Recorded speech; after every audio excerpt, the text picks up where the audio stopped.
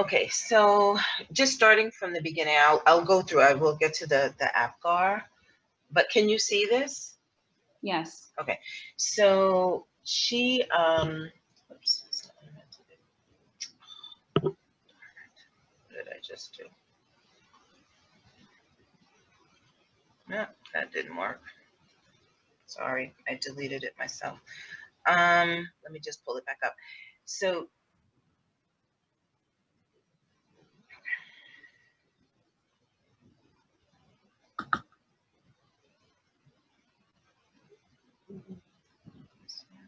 that's the right.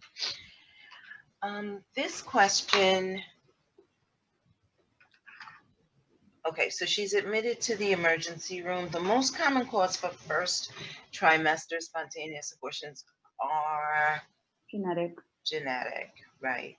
Genetic. Let's see if it'll move me along. Okay. All right, so you admit her. So remember, she's bleeding. The concern here is risk for bleeding. That has to be the priority. I know that some of you were concerned about anxiety, but the risk Yes, for I did. bleeding. Yes. The risk So for basically, bleeding. because it's a hemorrhage, we gotta worry. Yes. Okay. Risk for bleeding.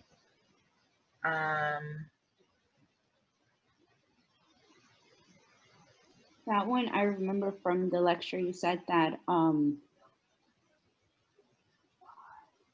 because I was between C and D, but one sounds better than the other. Right, and that's the difference. Yes. So I think that I believe I chose D. Right. Well, Professor, yes, that's what I remember too in the lecture. It's a current evidence show that like a bed resting, it doesn't really help or avoid for miscarriage. That's why I pick up the C.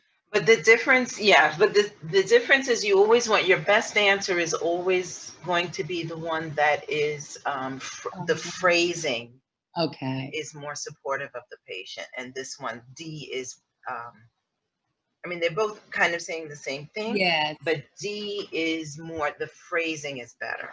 Sounds better. Yes. Right. Okay. Okay, so she settles in, she sleeps. Okay. I think it's A. It's difficult. This is the same thing. Sounds better. One negative. Right. Right. Yes. So it makes sense because when you go to the hospital, the way they phrase things for you, it's different. They don't use this negative tone, well, for the most part. Half full, half empty.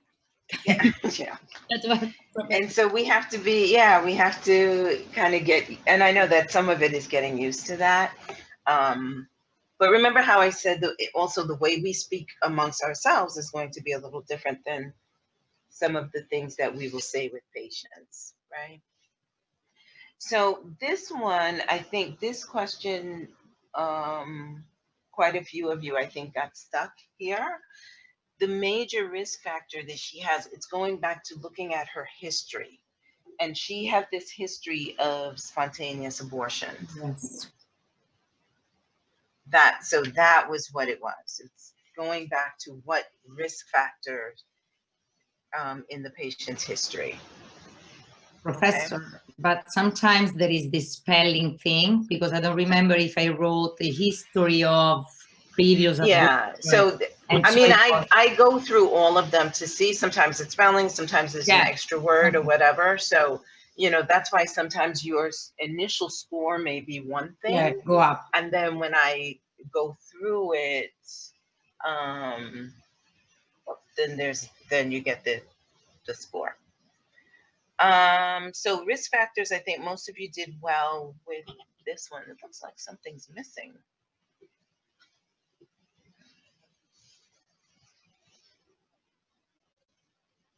So smoking, IPV, of course, diabetes. I thought I had more choices on here than this, but so any questions about this one? No. No? Okay.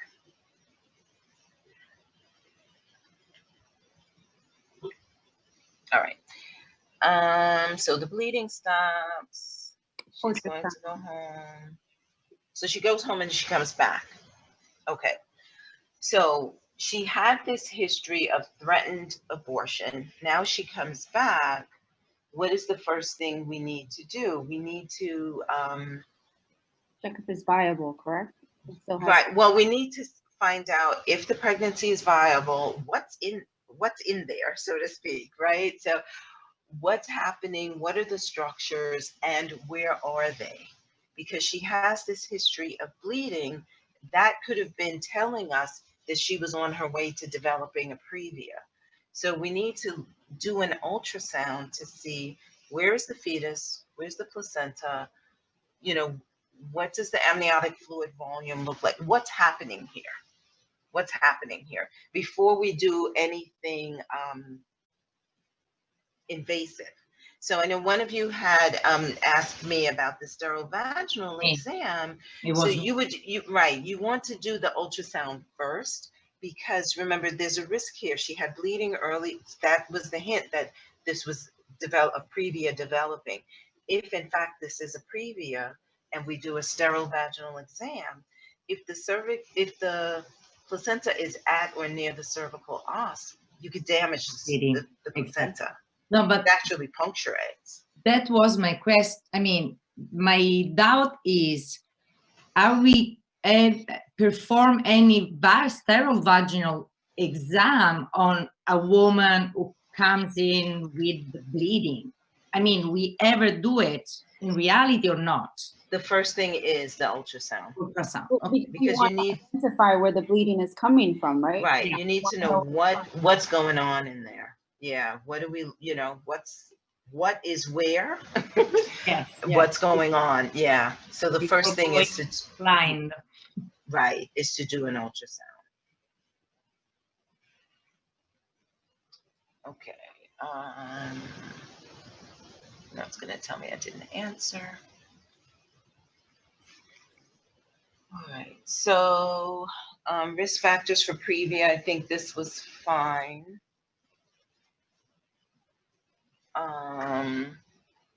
Yeah, I think everybody got this. Okay. So 100 ml blood loss. She's being prepared for cesarean delivery. So Oracit is to neutralize gastric secretions. Remember when we talked about prepping for a C-section, we said you might need to give an antiemetic to prevent vomiting, and antacid, which is what this is, to diminish the acidity of the gastric secretions, so that if in fact she does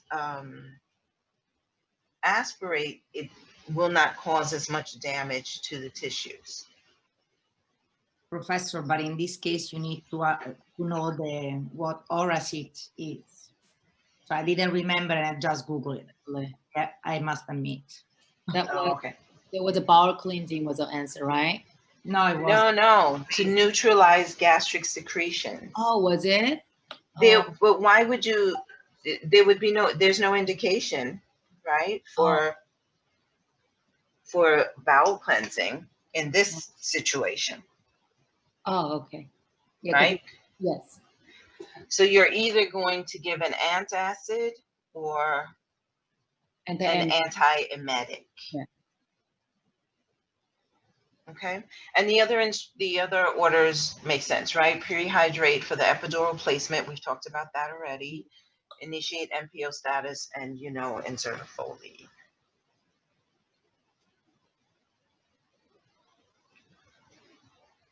Okay, so heart rate of 80, that's 1, right? Yes.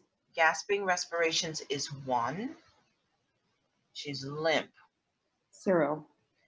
So, well, she's limp with some limp, right? Limp, Yeah. some reflexes is 1. Central cyanosis would be Central zero. cyanosis is 0. That's why it's 3. Because we're That's only what- looking at the heart rate, respiration. Right. She has a heart rate below 80 is 1, right? Below 100. 100, yeah, is 80, sorry, is 1. Mhm, Gasping respiration is 1. mhm. Lymph is- reflexes is 1. No, so these are two separate things. This is what I was saying to you, Simone. You Oh, have to yeah. separate these. She's Okay. limp. This is your muscle tone, 0. which is 0. Okay, Some reflexes is 1. 1. Okay, so it's Central cyanosis Zero. is 0. That's 0. I always have this, the lymph and, I mean, those two, sometimes I have problems with, Yeah, you have to separate yeah. those two. Mhm. Okay. And then, let's see, positive pressure, blah, blah, blah, 5 minutes. Then okay, so heart rate of 180 is 2. Heart rate of 70, That would be 2, right? Rex? 2. Mhm. Yes. Acrocyanosis is 1. Slightly hypotonic is 1. 1. Good reflexes is 2. So those are our 5 components of, okay, I see what I did wrong. Just, yeah. Yeah. 1, 2, 3, 4, Yeah. 5. Mhm. Because how come this when I do myself is so confused with you so easy? It's true, right? So, yeah, it's so easy with you. How come when I do Same for me. I think it's Professor. this. I think it's separating the tone and the reflexes. Like before the Professor. limp and reflex. Yeah, I think it's separating those two. Yeah, for me, that is, it's not the first time that I wrong the Apgar for those two components. Professor, Yes. slightly hypotonic. What is that referred to? I'm a little bit lost here. Muscle tone. Okay, muscle tone, and that's going to be, we said 1. 1. Mhm. Okay, thank you. Professor, if it, instead to be slightly, would have been hypotonic, would have been 0? Yes. Mhm. Okay. So that slightly changes everything. Yes. 'Cause One there's word. nothing there. All right. One word changes everything.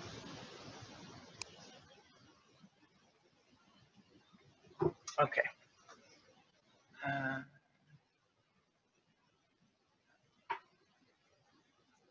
Okay, she goes to the NICU. So she's a preterm baby. She has been stressed. So she is at risk for hypoglycemia.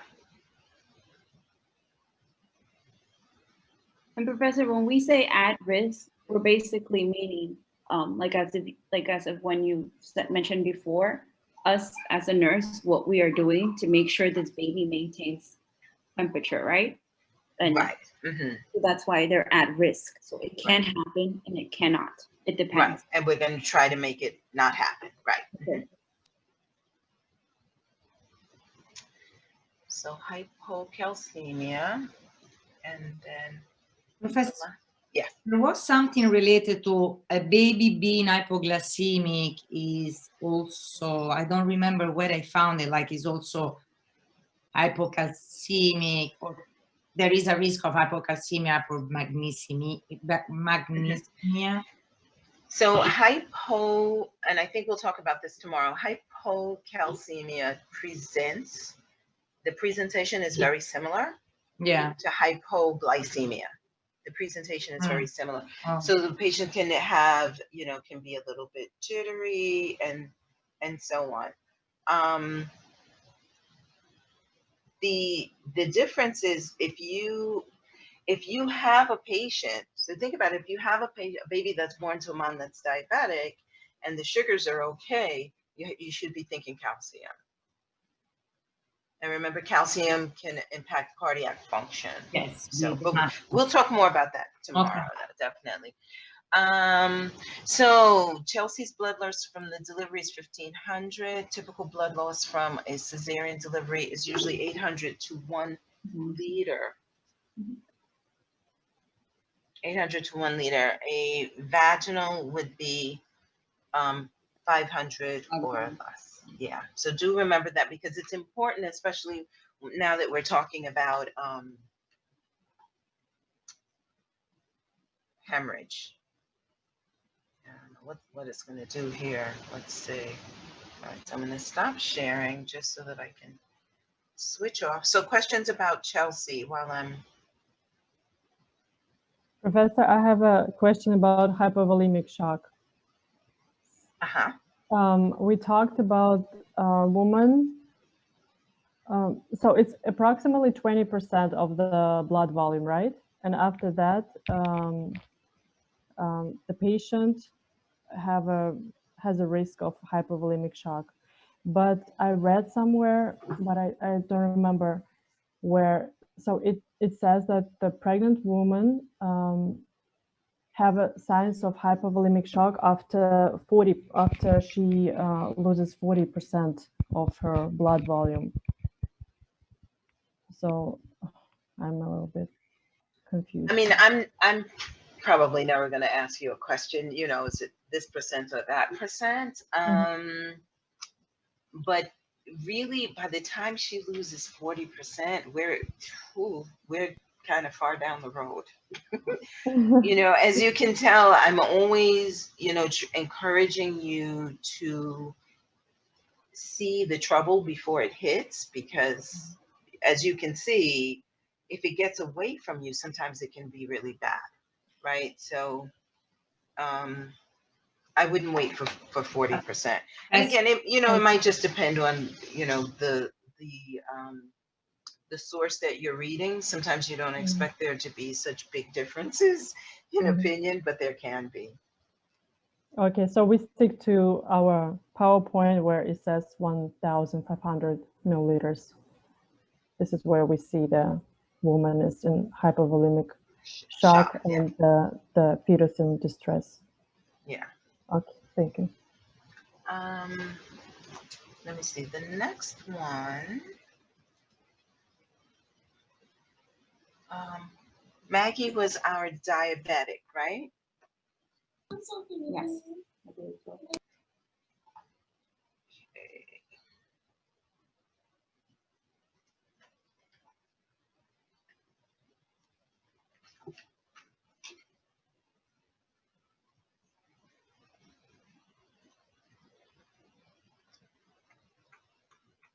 Where is it?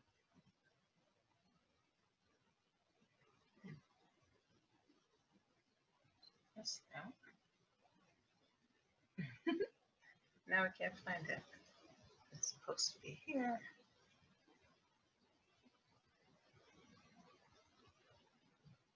Where's my screen?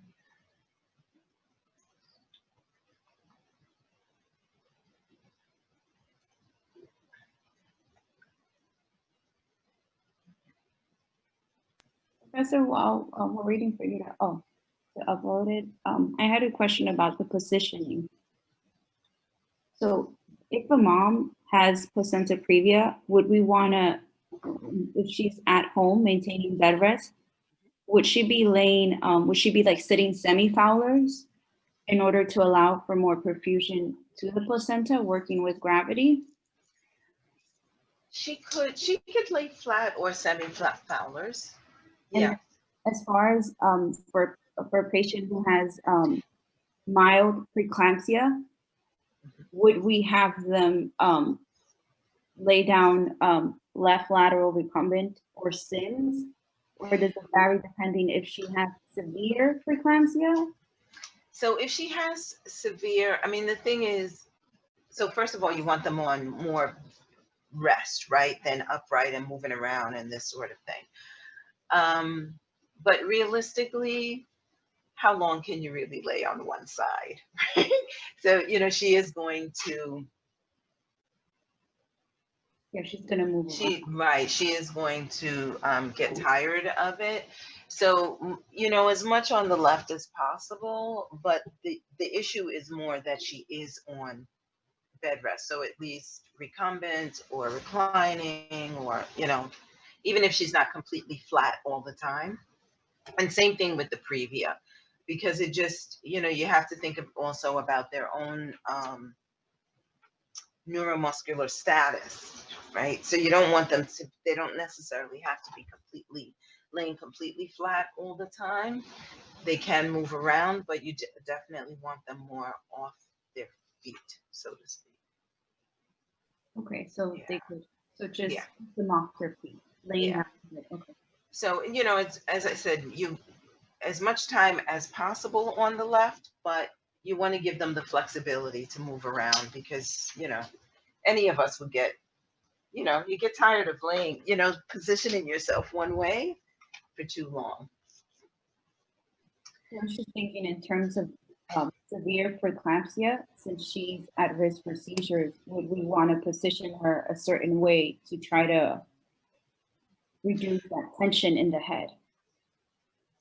The thing is, the position is not so much the thing that's going to make a difference, because the problem with preeclampsia is the damage that has been done to the vessels. Oh, Yeah. yeah.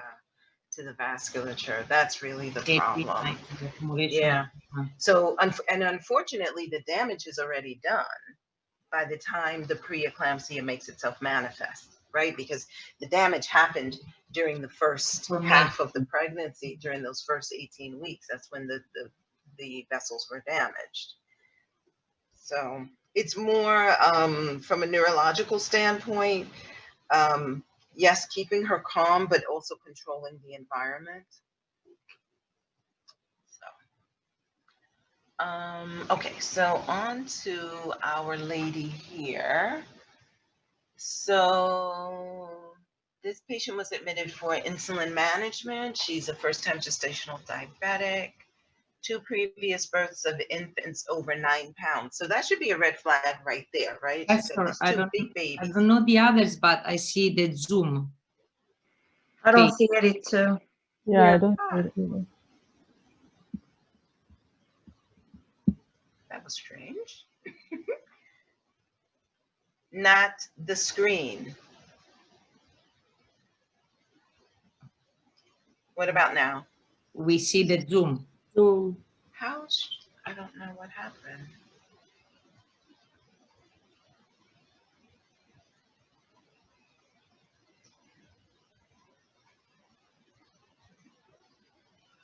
On my end, I see it. I'm not sure. But you're not sharing. No, I'm sharing. That's the Oh, okay. But not with us. Apparently, I'm sharing with myself because it's not showing for you. How? No, that's the screen, whiteboard, not this. I don't think it's this. Nope. Can you see that? We're sharing, yeah, now network and Okay. sharing.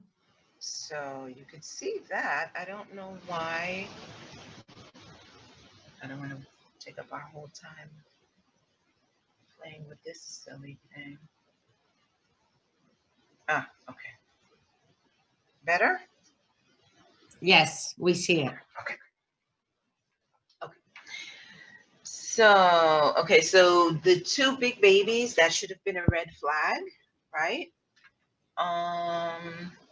That, I mean, it's not a definite, but when you have a mom that's having babies that are over 9 pounds, it has to at least be like a consideration, like, oh, next pregnancy, or let's keep an eye on her hemoglobin A1C, let's, keep track of her. So anyway, here she is. She's been placed on insulin therapy at 26 weeks. So okay. Gestational diabetes was diagnosed at 24 weeks. So why was her diabetes not noticed in the first trimester? Because there's physiologically less insulin. Yes. Right. There was physiologically less insulin resistance. Remember, early on in the first trimester, well, what is it that causes the insulin resistance? Placenta. The placenta. It's the placenta. So the first trimester, the placenta hadn't really developed. It had only just started to develop. So you don't have the insulin resistance early on. So, Professor, yes. sorry.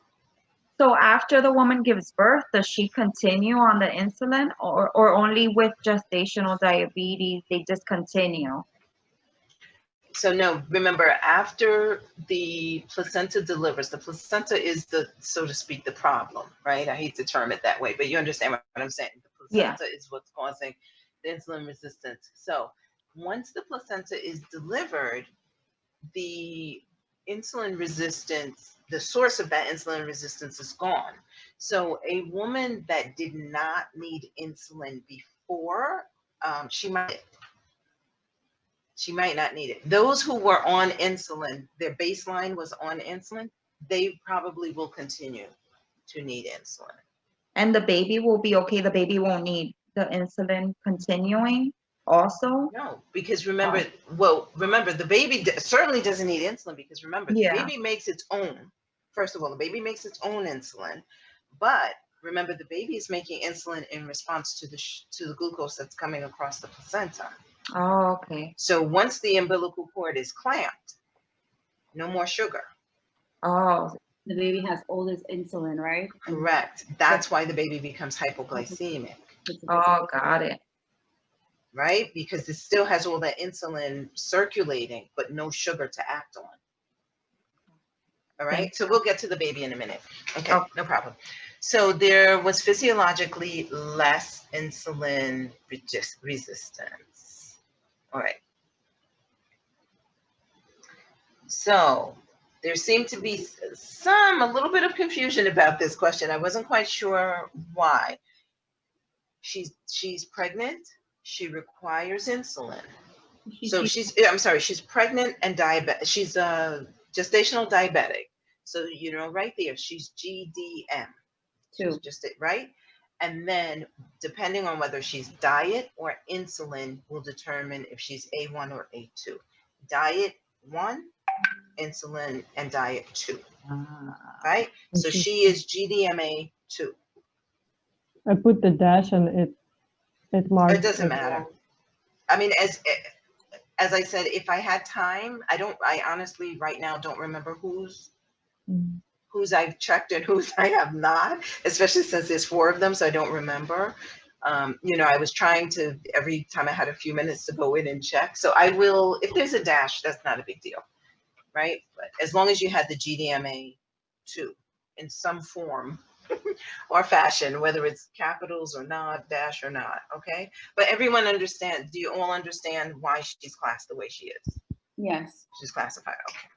So Professor, what about if you put type 3 diabetic? Well, is that what you put? If you put type 3, I probably gave you like half credit. I mean, because type 3, I might have given you full. I don't really remember, but technically GDMA 1 and 2 are considered type 3, so it would be correct. But I want you to know this GDMA 1 and GDMA 2, because honestly, in practice, this is what you will hear, right? Nobody says diet controlled or diet and insulin. It's this mom is G3, P2, she's, you know, G3, P2, whatever, and she's a GDMA 2. That's how you would get it in report. And the expectation is that you know what that means. Is Okay. GDM the same as GDMA? Yeah, it would be GDMA 1 or GDMA 2. When I write GDM is just gestational diabetes mellitus, just like the title. But when we're talking about the classes, that's when we add the A1 or A2. Okay. Yeah. And when you're getting more specific. But Professor, these scores doesn't affect our class grade, right? It's just for our practice. It's just for your practice. But as I think I told you before, when I've done this before, and when I don't put a grade on it, everybody gets upset because I guess you don't really have a way of knowing. You know, you don't have a point of reference. So it doesn't affect your grade, but the score is just there for you to have a sense of. Okay, this one, let me see. So risks, all right. So moms who are gestational diabetics, moms who are diabetics are more likely to develop hypertensive Yes. disorders of pregnancy. Remember the comorbidities. They are more likely to have neonatal polycythemia. Remember, the excessive glucose will can cause vasoconstriction in the placenta. It can cause less oxygen getting to the fetus. So the fetus will respond by making more red blood cells. So remember, polycythemia is more red blood cells. Diabetic moms, we see more fetal death. We see more vaginal infections. Professor, I'm sorry. So in regards to fetal death, we see that either with moms who were pre-diabetic as well as with gestational Yes. diabetes. Okay. Mm-hmm. Yes. Mm-hmm. There may be, I can't remember what I wrote. I'm trying to remember if I checked that for SGA. I'll go back and check that.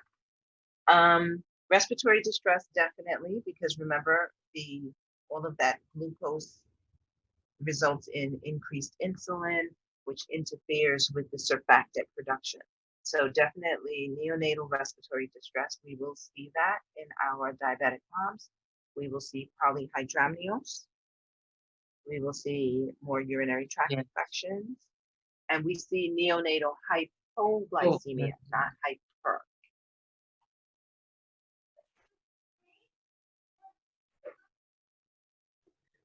Professor, regarding the SGA neonatal, since Maggie is gestational diabetic, so there won't be SGA, right? It's just going to be a large baby. She's more likely to have a large baby. Okay.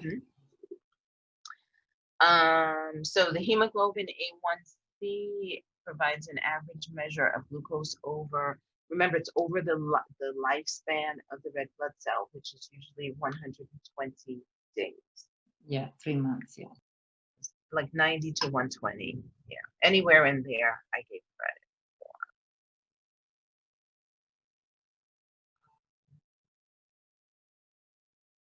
Okay, needs to be controlled, fetal surveillance, kick count.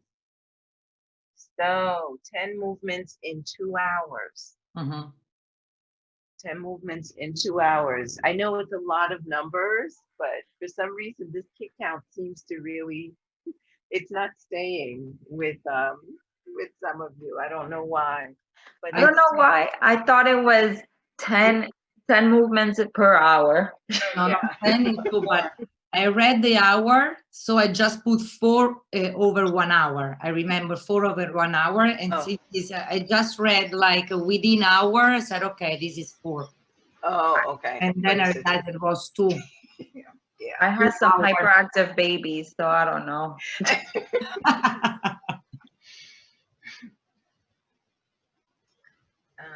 Blood glucose monitoring. Okay. That's one I was confused with. So, blood glucose monitoring.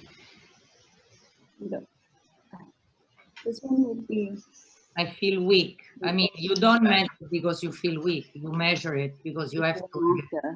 Yeah, that's what I put too. Yeah, you have to measure it, and no matter if you are weak or not. I don't know. I mean, this is what So, okay. The correct answer was she should, let me see.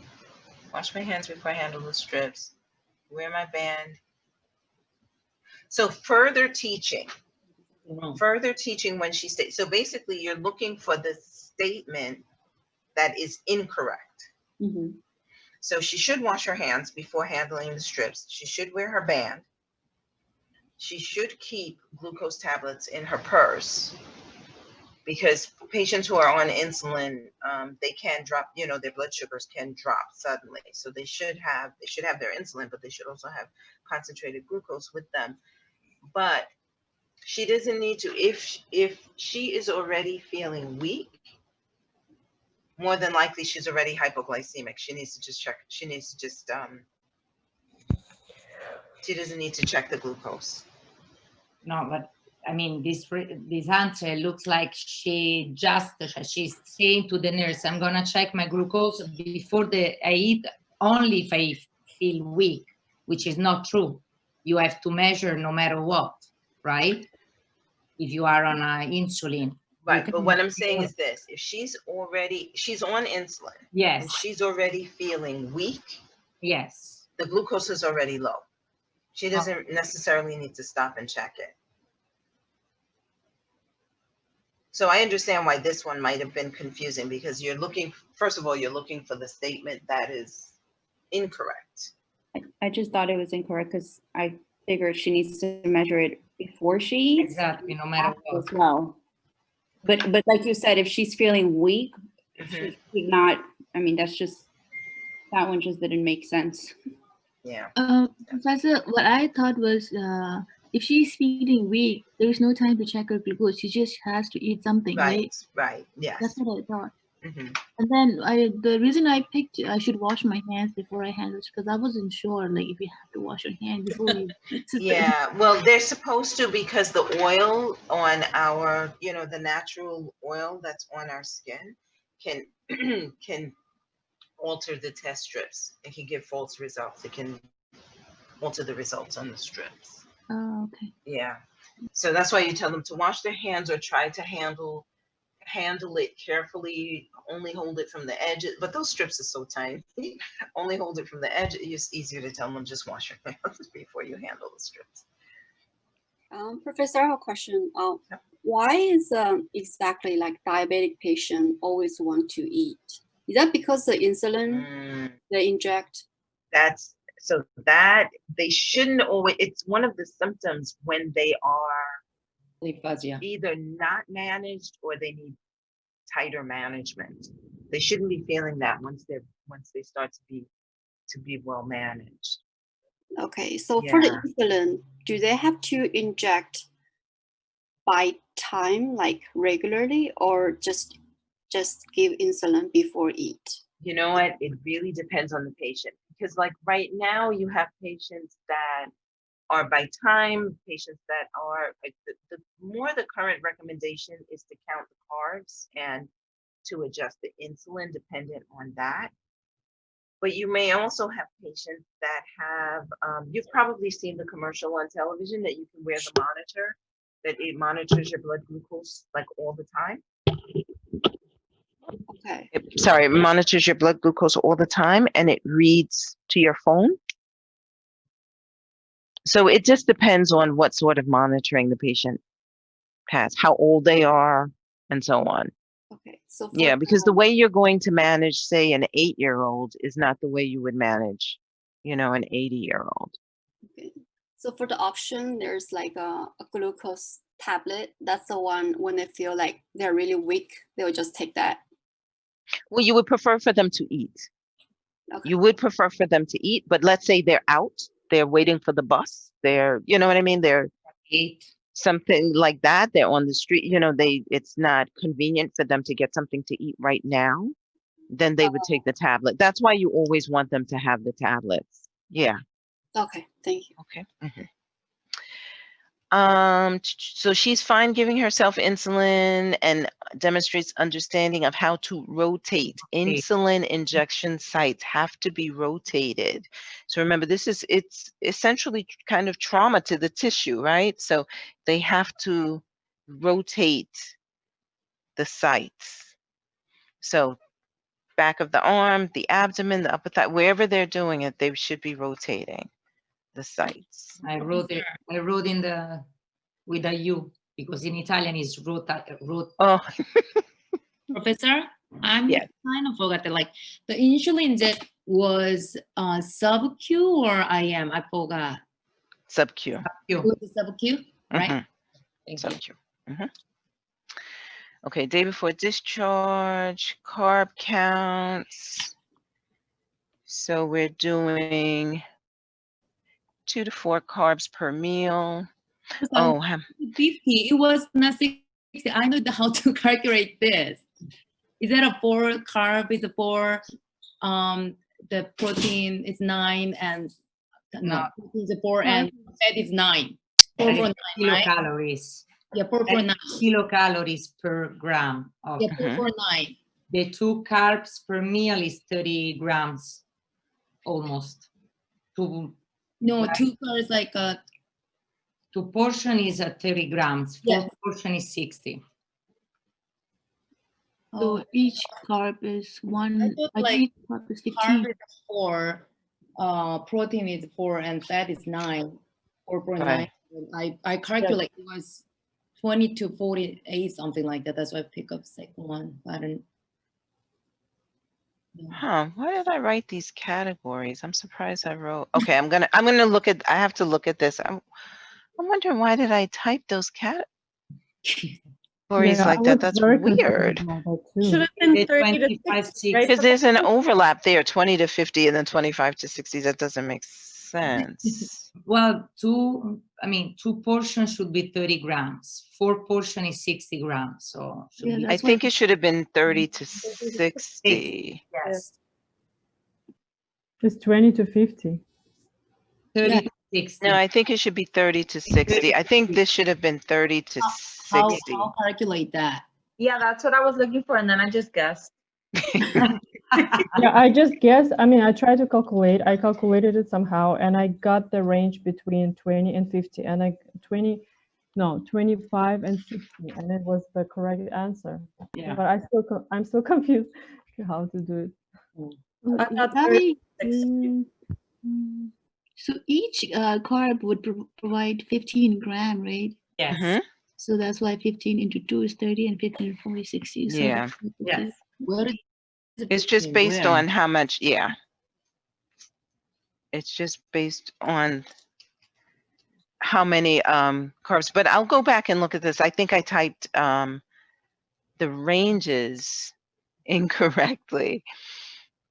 So I won't ask you that on Monday, but it's something to remember, right? Because again, I know we're supposed to remember this to be able to apply it. And again, you're going to have diabetic patients in every patient population. Next semester, when you get to peds, you'll see I can remember working in a school and having like all of these diabetic kids that I was like, please don't let them all become hypoglycemic at once.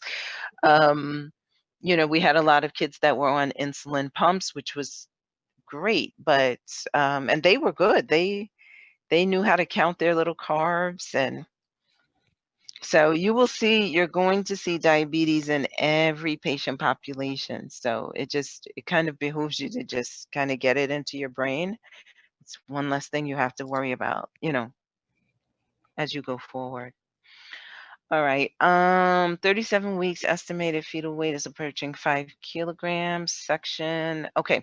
So this amniocentesis was being done to assess fetal lung maturity. So anything that you said that was around fetal lung maturity was what I was looking for, because that's what the test was being done for. Even it's already at 37 weeks gestation. Right. But remember, Yes. she's diabetic. Oh, right. The issue with the issue with the glucose and the insulin and the surfactant. Yes. So you could have a 37-week baby that might be a nice size, but immature, right? So remember what we talked about today, the gestational age and the maturity don't always match, right? Okay, so an LS ratio that is indicative of lung maturity is 1. 2 to 1. 2 to 1. 2 to 1. 2 to 1. But this mom is diabetic. So is that sufficient? Is an LS ratio sufficient for her? No, we need to do the PG testing because remember in your diabetic moms, because of the glucose metabolism, blah, blah, blah, the LS ratio isn't always as accurate. So diabetic moms, we like to see a PG testing. Professor, so the LS and the PG are both informations that we get out of the amniocentesis, right? Right. From the And- fluid. And both are testing for fetal lung maturity. Yes, And a non-diabetic mom would just need the LS correct. ratio. Correct. Wait, Some places Professor- don't even bother do LS, they just do PG on everybody. So that way they don't have to worry about stocking for 2 tests and, you know, having equipment and supplies to do 2 tests. So some places just do 1 PG on everybody. But yes, so you definitely with your diabetic moms, you want to make sure.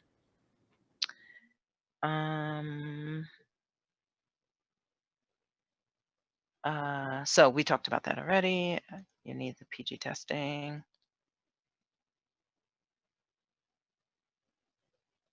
I think there was one more. Is there one?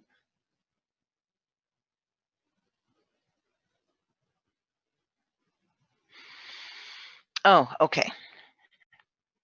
So she has the baby, another big baby.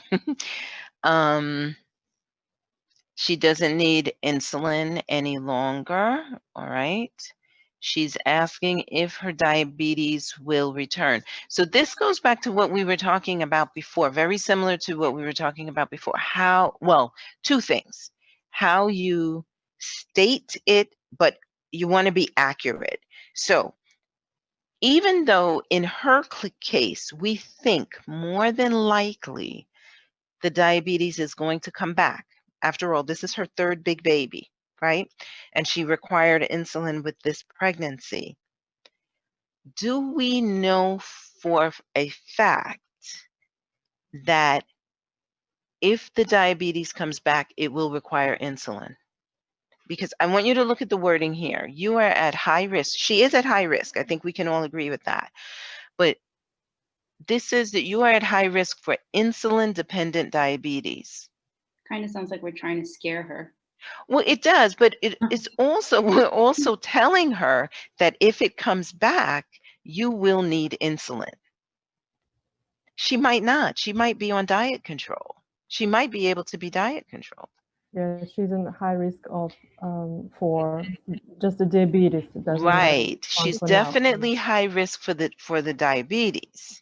For latent? Absolutely. For Latent latent diabetes. So meaning that it's there, but it's kind of hidden for now, right? She's at high risk for that. But we don't know that if it comes back, that it will be insulin dependent. She might be lucky and be able to be diet controlled.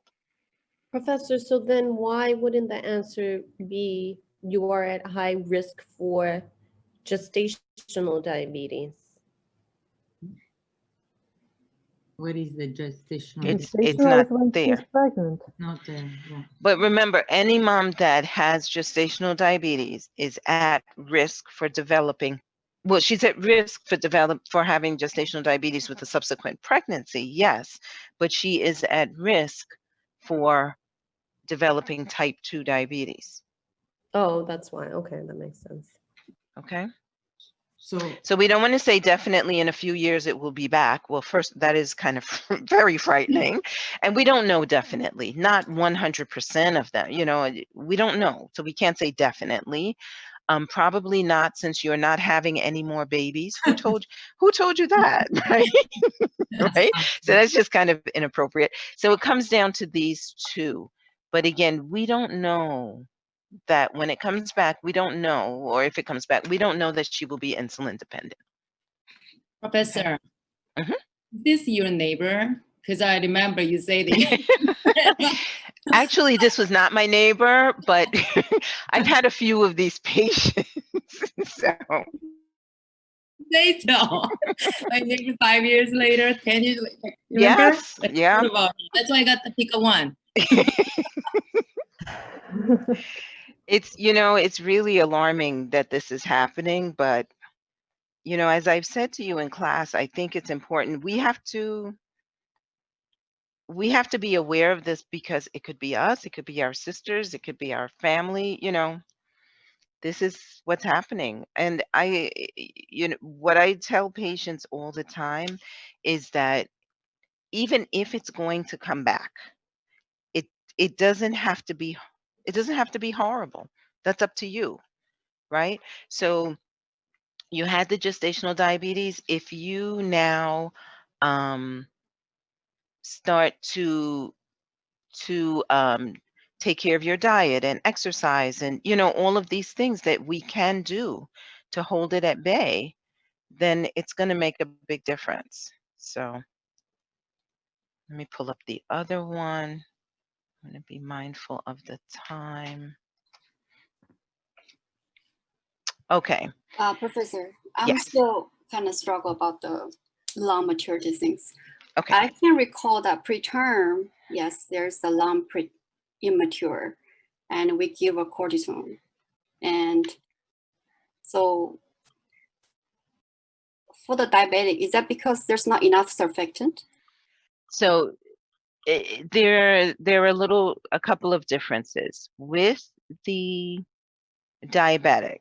So your main thing with the diabetic is the glucose from the mother crosses the placenta. The baby is going to make insulin in response to that glucose. So if she is not well controlled, if there's a lot of glucose, the baby's going to make even more insulin. That insulin is going to interfere with surfactant production. Okay, so it's a surfactant. So it's different epidemiology about the preterm. Right. So the preterm now, depending on when they were born, the preterm might have been developing surfactant the way they should, but they were born before they had enough. Right. So the process wasn't interrupted. They just didn't have enough time inside to develop the surfactant. And also the tissue isn't as mature. The tissue isn't as mature. Okay. But both of them, you have a surfactant concern about surfactants. And so that's why you can have this very tiny preterm baby that has diminished surfactant, and you can have this big fat diabetic baby who has diminished surfactant. Same problem. But you look at them, they look completely different. And the way you got there was different. But the surfactant, the lack of surfactant is still the problem. Okay. So naturally occurs at 36 weeks. So it begins, the surfactant, the production of surfactant begins around 24, 25 weeks. It just starts around 24, 25 weeks gestation. Usually when you get to around 36 weeks, you have a fairly good amount. Okay. But 37, 38, you're much better. But yeah. So it's also how much you have. Mm-hmm. Okay, so let's talk about, so were there any questions before I move on? No? Okay. No. Let me find this lady now. Okay. Now, this one, I don't know what to do with you guys. I don't know. That was the hardest one. I was just writing, I figured she has tight shoes, there's edema, there's protein there. But here's the thing that I need you, some of you did and some of you did not. When you look at things like this, you have to be more specific. So some of you just said the blood pressure. And I don't know if it's those of you who are here now, but some of you just said, oh, the blood pressure, but I want to know which blood pressure. So you had a couple of things happening with her. Well, first of all, since I'm here, in 4 weeks, from 26 weeks to 30 weeks, she gained 9 pounds. She should have 4 weeks. She should have only gained 4 pounds. So even for those of you who said weight gain, you have to be more specific. And it's not just me. I want you to think about this. If you're in the hospital or you're working at the doctor's office or whatever it is, and you say to the obstetrician, this patient, or to the midwife, this patient has gained too much weight for this amount of time, what are they going to say? How much weight did they gain, right? Because there's a difference between, let's say, and I don't want this to be any of you because I want you guys to complete your business, but there's a difference between, let's say, the pregnant nursing student who is, stressed out about her midterm and just had way too much McDonald's French fries. That's one thing, as opposed to someone who's preeclamptic and Yeah. is gaining 9 pounds, Of right? edema, of what? So there's a big difference there. That's my point. It's kind of a crazy example, but you get my point. So you have to be more specific and not just say weight gain, but this patient has gained 9 pounds in 4 weeks. All right. Because if she had gained 5 pounds in 4 weeks, that would be a little bit different picture. Okay. So the weight gain is one thing. This diastolic of 92 is concerning. I mean, the 140 is concerning, but certainly the diastolic of 92 is concerning. A couple of you had written the fetal heart rate here. I think you were concerned about this 164. But remember that earlier in the pregnancy, the fetal heart rate will be higher. As the pregnancy matures, the fetal heart rate comes down. So 164 was actually fine for 14 weeks. Professor, Mhm. but the frequency of voiding. Okay, I didn't get there yet. I'm coming. Oh, Hold sorry. on, hold on. Sorry. So, so the fetal heart rates were basically okay, except I don't know. Is that right? Yeah, that's the 0. Okay. Protein in the urine. She had trace, and now she's 1+. So that's getting worse. That I wanted you to pick out. Nausea, vomiting, that was normal. Increased frequency of voiding, but she was 14 weeks. Exactly. She's in. Oh, it's the first trimester, so it's normal. So that was okay. Okay. That was okay. So it was a matter of remembering the timing, right? She had no complaints. She felt fetal movement here. But now here, this is your concern. She's got a headache and her shoes are tight. So definitely the edema, and combined with the headache, that's definitely concerning. Yes. Right, yes. Concerning Exactly. +1 protein, yeah. Yes. How high can the fetal heart rate go? I thought the max was 160. At term, you expect 110 to 160 at term. But remember that the fetal heart rate starts out much higher and it comes down as the fetus matures. Remember I said to you the same way, okay, so normal full-term baby, the normal heart rate is 110 to 160. But look at how now as an adult, what the normal range is. Yes, you're The bringing. fetal heart rate comes down. As your body matures and as your neurological system matures, the fetal heart rate goes down. So you'll see as you go through peds, the normal heart rate that you expect in an infant, in a toddler, in a child, school-age child, and an adult, it's going to come down. The range is going to slowly, it comes down. Okay. So 164 was fine at 14 weeks. Professor, for the preeclampsia, the mild one, will they have edema? It can, yes. Mm-hmm. Okay, and for the severe preeclampsia, they will have pulmonary edema, right? If They it's- might or they might not. Okay, they might. Yeah. But they both will have like descending edema. That's normal. They might have edema, yes, in the lower extremities. But not normal if they have on the face or on the hand. Never normal. Okay. Never want to see edema coming up the body, whether in pregnancy or renal patient, cardiac patient. Always concerning. Always concerned about that. Okay.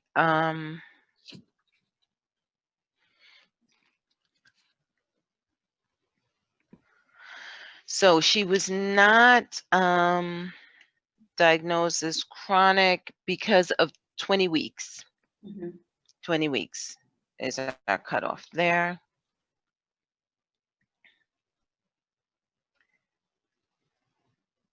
Okay.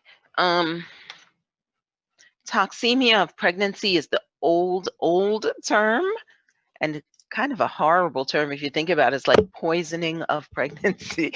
So we really don't use that term anymore. But she's oriented, urine, okay. All right, so I think this one was fine with the risk factors. I think everybody was fine with that. The obesity, lower socioeconomic status, primiparis, family history, comorbidities, age extremes, not Caucasian race. Remember I had said Black women, women of African descent, and so on. Professor, you had low socioeconomic status as incorrect choice in your reading, I think. As incorrect? I'll go back and look at it. Thank you. Sorry, I will look at it because that's definitely a risk factor. So what's her best position? Sims. Sims, yes. Sims. Because Fowler's would be that she's sitting upright. Upright, yes. You don't want her to up. Okay. So Sims lateral is okay to place the patient? Yes. Is it side lying? Side lying. It's never okay to place them on the right side? You can. Oh. The sides are better. You don't want her supine because of the vena cava syndrome, right? And prone is going to be just very uncomfortable. So yes, we pretty much go from left side, right side, left side, right side. Oh. So after a few hours, she complains of heartburn. So what might that heartburn be telling you? The liver. The liver, right? The liver is becoming involved. The liver is becoming involved. So you would expect liver function tests to be done.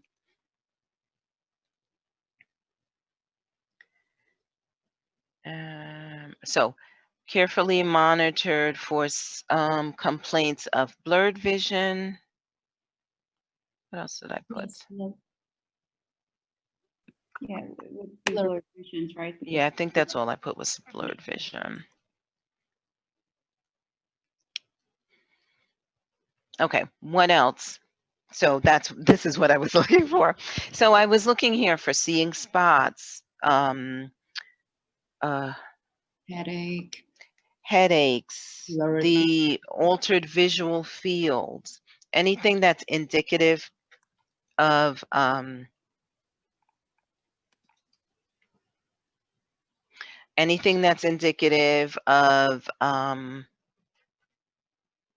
seizure activity.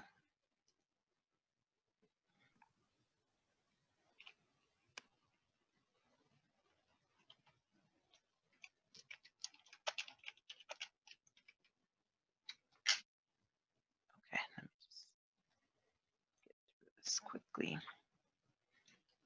All right.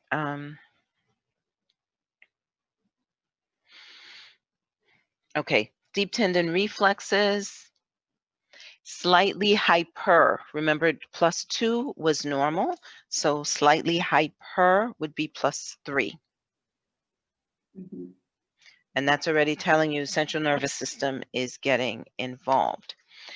So you place a Foley catheter, renal hypoperfusion will result in, what are we concerned about? What is she losing in the urine? Protein.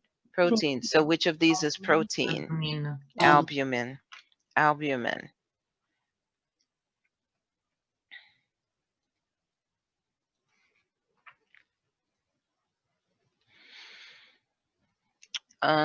Okay. So pitting edema. This was +1. This was 0 to 15 seconds, right? Yeah, 15 seconds. So +2 is 16 to 30. I just remember them in like increments of 15.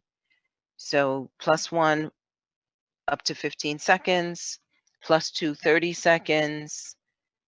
Then +3 is where you double it to 60 seconds. All right.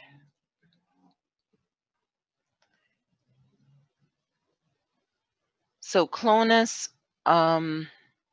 are fasciculations after dorsiflexion. After dorsiflexion, remember I said those beats of the foot? So clonus. And we Professor, don't want to see all of that is telling you that the central nervous system is irritated and the potential of seizure is present. Professor, Question? does the clonus look similar to the hyporeflexia? I found a video for clonus online. I couldn't find hyperreflexia. No, hyperreflexia is just that the reflexes are more exaggerated.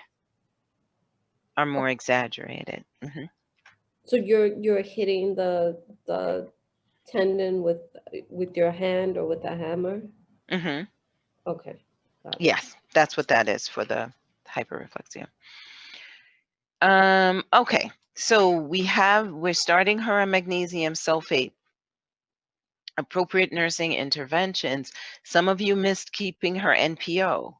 Remember that she's already shown you, her body has already told you that it is at risk for seizing. Either, yeah. You have to be careful of your airway, right?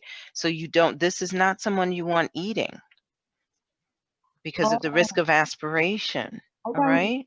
Her NPO because she was probably gonna go to, I didn't pick that one, but then I was thinking that maybe we're keeping her NPO because she's probably gonna go through an emergency C-section.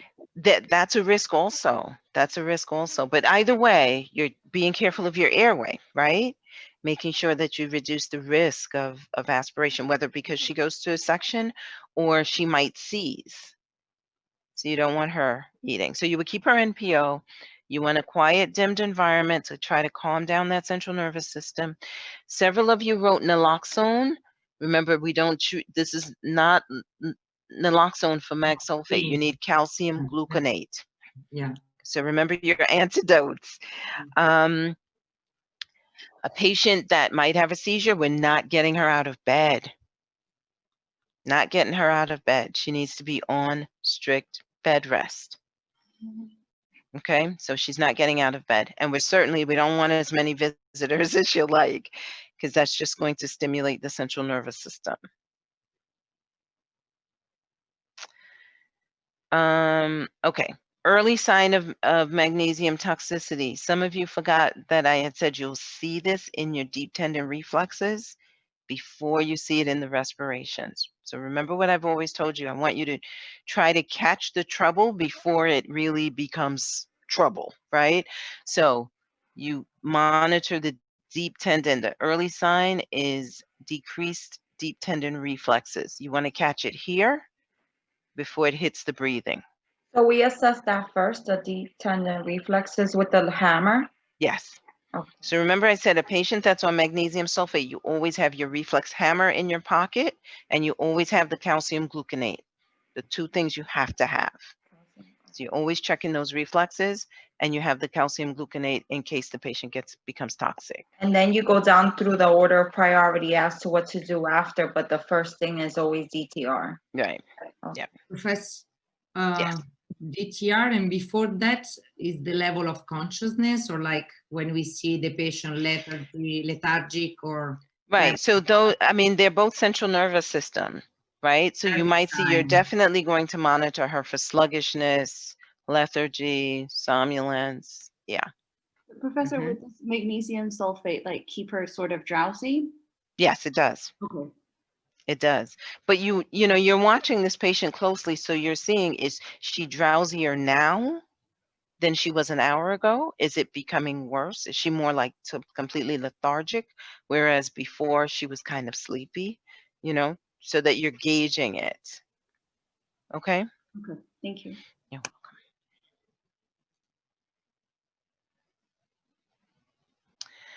All right, so she's staring into space. Some of you might not have had a chance, or I don't remember if I might have posted this before I posted the thing about seizures, but on absence, seizures are a seizure where a patient appears to be, they look almost like they're daydreaming. So they might look like they're staring off into space, but they're actually having a seizure. But again, What's your priority? What's the first thing that you're going to do? Airway, ABCs, turn her to her left side. Turn her to her left side. Yep. Turn her to her side. So that helps you with placental perfusion, helps you with her airway, it helps you with everything, right? So turn her to her left side.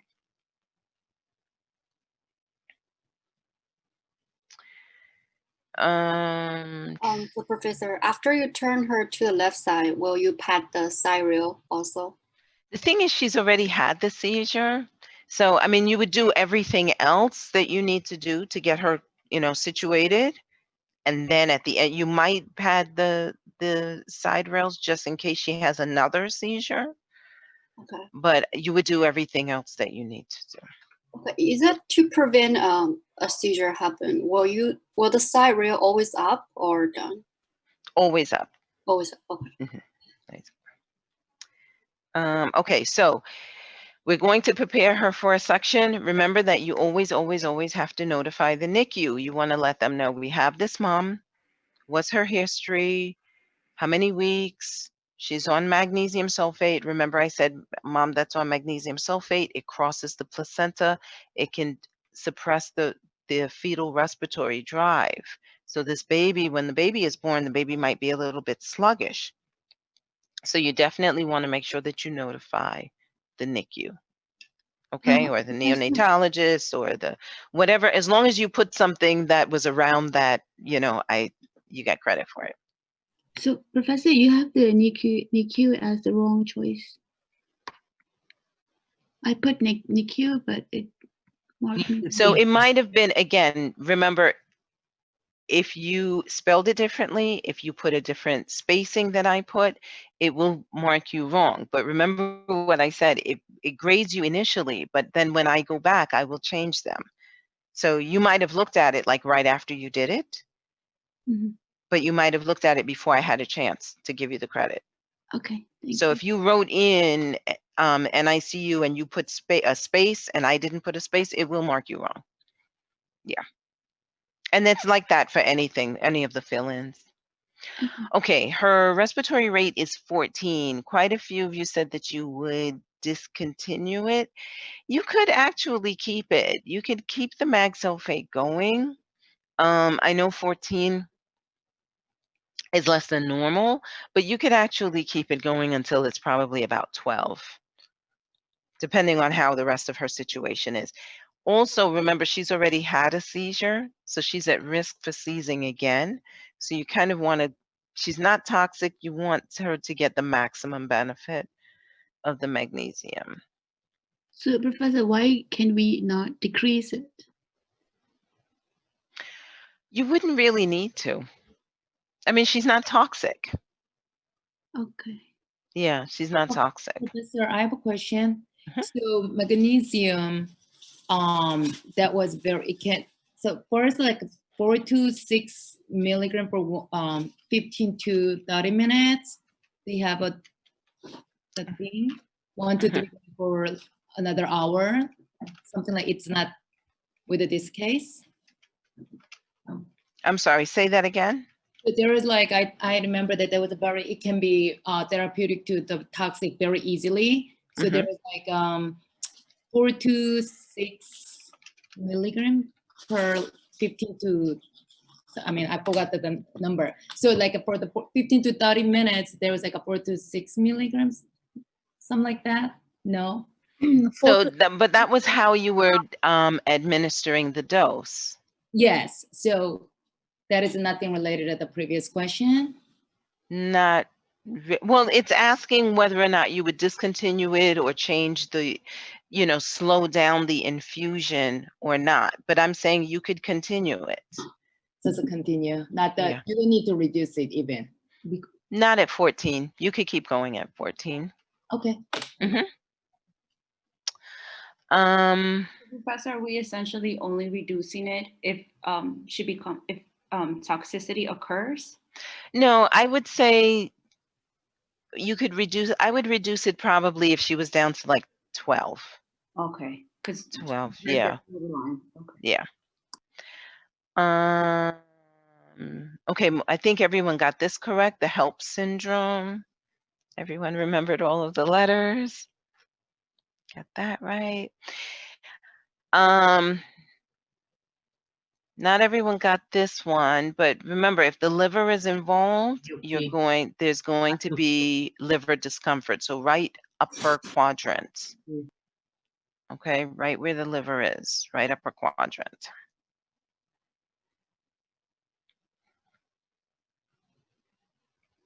All right. So this is important. We have a patient that has HELLP syndrome. So she needs Platelets for sure. platelets. I think we all agree on that. Clotting factors. Now, No? I saw that I don't know if you're on the Oh, call. sorry, I didn't read the You didn't read the question? the answer. See, and then you'll be mad at me tired, on I'm sorry. Monday. You'll be mad at me on Monday, but you guys I'm have to read just the question. tired. Sorry. Okay. So there was no indication for ROGAM, right? I didn't tell you anything about her RH status. So ROGAM is out of the picture. So then that means, remember, if you have two parts in an option, both of them have to be true. So ROGAM makes A completely, it just kind of knocks it out of the box, right? It's not even to be considered. Whole blood and plasma. Whole blood has plasma in it. So why would we need to give even additional plasma in addition to that? Do you understand what I'm saying? What is exactly inside the whole blood? So the plasma, your red blood cells, white blood cells, platelets, all of the cells, it's everything. Okay. Right? So you can give whole blood that has everything. You can give just the red blood cells. You could give just platelets. You could give just plasma. You know, you can break it down into the components, or you can give everything. All right. So my question for you is between B and D. I noticed quite a few of you, if not most of you, I think, put whole blood and platelets. Now I understand why we're giving platelets, because of the HELLP, right? I think we're in agreement about that, right? We're giving platelets because of the HELLP syndrome. Why are you giving whole blood? I gave whole blood because of hemolysis. Because of the hemolysis. But if you're, okay. Cesarean delivery. But did she have a significant blood loss that needed to be replaced? I don't see. So these are the things that I want you to start to think about, right? Now, I understand the thought, well, she had a cesarean, and now I forgot, somebody else said something that I forgot. What was the other comment? About hemolysis. Hemolysis, Now, but if you're concerned about the hemolysis, we could just give red blood cells. We don't have to give whole blood. We don't have to give the whole package. We could just give the component. Because what I want you to remember is what brought this patient in. What is one of your main concerns with this patient? Her blood pressure. So when we give whole blood, what are we doing to her blood pressure? What are we doing to her vascular volume? We're giving her more fluid. We're going to put her blood pressure higher. So we have to be careful of that. Okay, so I want you to think about that whenever you're giving a patient any sort of infusion. How is this going to affect the blood pressure? How does this affect the heart? Right? So this patient is hypertensive. She's preeclamptic. We don't want to drive up the blood pressure too much, but we need to give her blood products. So we're going to give her platelets. If you wanted to give her red blood cells, which are not, it's not an option here, but you could do that. What is the other thing that's important to give this particular patient? What other blood product? Clotting factors. Clotting factors or? Plasma. Why would you give plasma? No plasma, sorry. No, you're right. You're right. Well, so platelets and plasma activates the clotting factors. And the plasma will also help with pulling some of that fluid from the interstitial place, from the Oh, it's gonna increase it's gonna increase the Right. osmolality. Okay. Right. So without increasing your volume. So think about, you know, when you need to give a patient blood products, think about what is the problem and what exactly do I need to give? Is there a way that I can do this without impacting the blood pressure? You know, when you have a hypertensive patient. It's the same thing with, we talked about preemies today. A lot of times with our preemies, we have to give them packed red blood cells. We have to give them packed red blood cells, but we don't give them whole blood because we know their little bodies can't take the volume. So we just give them what they need. We just give them the cells. So Professor, we're not giving her whole blood either, because that's gonna increase her blood pressure because we're gonna make it more. The volume, right. So we would, this patient, we would give plasma and platelets. So priority is the platelets Platelets, yes. for the help, not, but is it the same for preeclampsia? For the preeclampsia, she wouldn't need blood products for the preeclampsia. She would need blood. Right, she advanced to help. So she needs platelets, she needs red blood cells, but that wasn't one of the options. Yeah. She needs plasma, right. Okay. Thanks. And then for seizures, just remember, we have to monitor her. You know I said 24 hours and I said 48 hours. So as long as you remember 24 to 48 hours, somewhere in there, I gave credit for it. Okay. So 24 hours, 48 hours. Okay. Okay. So how were these cases helpful? Yes, I found them very helpful. Yes. Yes, it was very Yes, helpful. Professor. Okay, good. Are you gonna use more or less the same level? I'm sorry? I needed to ask. Am I going to what? Can we expect the same kind of level of questions? Not the same question, of course. On what? On the midterm. On the midterm, but this is the same level. Okay. The level hasn't changed. Probably is the when you I think that this I- is even harder than your exam it feels so. Say that again? You thought the cases were harder? harder than your real test. Seriously. Well, that's good. Yeah. That's good. I feel like a real nurse because I had to think quick. Yeah. Yeah, right. I mean, I liked it that I was trying to go fast. I feel it's a harder. The feelings killed me because I'm like, oh my gosh, am I writing it right? Well, like I said, it's not a spelling test. I don't mind, if you miss something with the spelling, as long as I know where you're going with, what your answer is, that's the point of it. I think, but this is what you have to do, what you need to do, right? This sort of thinking of what's happening with the patient, what's the priority, what do I need to do? I extended the time. So that should be, and then I think, Evelina, I think you had asked me about being able to do them more than once. So Yes. you can go back and do them again. Thank you so much. Okay. I gotta go. Okay. Bye, thank Yeah, you and I so have an much. appointment as well that Bye, I'm late everybody. for, but Thank I will see you all tomorrow. Okay. So thank you for staying. I hope this answered your questions. I'm Thank you sure for there'll be more. listening. It's okay. I'll see you tomorrow. Thank you. You're welcome. Thank you. Tomorrow.